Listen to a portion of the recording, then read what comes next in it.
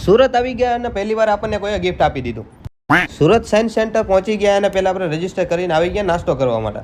નાસ્તાનો વારો આવ્યો તો વિવેકભાઈ વચ્ચે કરી ગયા.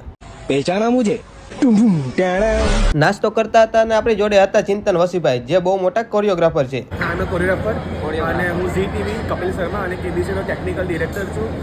સ્ટાર પ્લસ અને ઝી ટીવી પર તમે જેટલા ડાન્સ પરફોર્મન્સ જુઓ છો એની કોરિયોગ્રાફી મારી હોય છે. આપણે હતા ઈ ટીમ વાળા અને અમારી જોડે હતા રાજકોટ અને સુરત વાળા. તો ભાઈ સુરેન્દ્રનગર વાળા હોય ત્યાં કઈ મોજમાં બાકી જ ના રાખે, તો એમને પણ મોજ કરાવી દીધી આપણે. તો બસમાં આવી ગયા અને બસમાં એન્કર સેમે આપણું મસ્ત વેલકમ કરી નાખ્યું. आप सभी इन्फ्लुएंसर्स का इस यात्रा पे स्वागत है. आगे दो और पीछे दो आपको एग्जिट्स मिल जाएंगे. તો આવી ગયા આપણે બાયોફિક કંપનીમાં. સૌથી પહેલા તો આપણને હેલ્મેટ પહેરીને સ્વાગત કરાવી દીધું અને કંપની વિશે થોડીક ડિટેલ્સ આપી દીધી. પછી આપણને લઈ ગયા કંપનીની વિઝિટ કરવા. કેવી રીતે અહીંયા કચરાનો નિકાલ કરવામાં આવે છે અને તેને રિસાયકલ કરીને ફરીને ઉપયોગમાં લેવામાં આવે છે. આ જગ્યા છે જ્યાં ગેસ બનાવવામાં આવે છે. ત્યારબાદ આપણને મસ્ત ફ્રૂટનો નાસ્તો કરાવી દીધો.